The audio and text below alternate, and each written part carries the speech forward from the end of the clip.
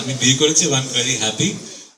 ঠিক 1 বছর আগে বিয়ের খবর দিয়ে সবাইকে চমকে দিয়েছিলেন জনপ্রিয় গায়ক ও অভিনয় শিল্পী তাহসান রহমান খান। যুক্তরাষ্ট্র প্রবাসী মেকআপ আর্টিস্ট রোজা আহমেদের সঙ্গে তার বিয়ে তখন বিনোদন অঙ্গনে ব্যাপক আলোচনার জন্ম দেয়। সামাজিক যোগাযোগ মাধ্যমে কয়েকদিন ধরে ট্রেন্ডিংয়ে ছিল সেই খবর। তবে বছর না ঘুরতেই এলো বিচ্ছেদের সংবাদ। গত শনিবার তাহসান নিজেই বিষয়টি গণমাধ্যমকে নিশ্চিত করেন। বিচ্ছেদের খবরে ভক্তদের মধ্যে নানা প্রশ্ন দেখা দিয়েছে।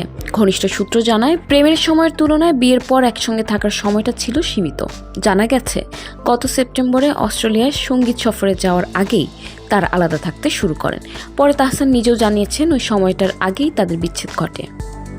ওই সময় তাহসান ব্যক্তিগত জীবন নিয়ে প্রকাশ্যে কোনো মন্তব্য না করলেও রোজা সামাজিক যোগাযোগ মাধ্যমে তাদের একসঙ্গে তোলা ছবি ও আবেগঘন পোস্ট শেয়ার করায় অনেকেই সম্পর্ক টিকে আছে বলে ধারণা করেছিলেন। তবে ঘনিষ্ঠজনদের ভাষ্য, বাস্তবতা ছিল ভিন্ন। নাম প্রকাশে অনিচ্ছুক ঘনিষ্ঠ সূত্র জানায়, বিয়ের পর দুজনের জীবন দর্শন ও প্রত্যাশার পার্থক্য স্পষ্ট হয়ে ওঠে। তাহসান চেয়েছিলেন ব্যক্তিগত ও নিরিবিলি জীবন, সংসারকে দিতে চেয়েছিলেন সর্বোচ্চ গুরুত্ব। অন্যদিকে রোজার সামাজিক পরিসর ও পরিচিতি বেড়ে যায়, যা তিনি উপভোগ করছিলেন। এই ভিন্ন মানসিক অবস্থান থেকেই ধীরে ধীরে তৈরি হয় দূরত্ব। শেষ পর্যন্ত কাউকে দোষারোপ না করে পারস্পরিক সম্মানের ভিত্তিতে সম্পর্কে ইতি টানার সিদ্ধান্ত নেন দুজন। জানা গেছে, গত বছরের শেষ দিকেই বিচ্ছেদের আনুষ্ঠানিক প্রক্রিয়া সম্পন্ন হয়।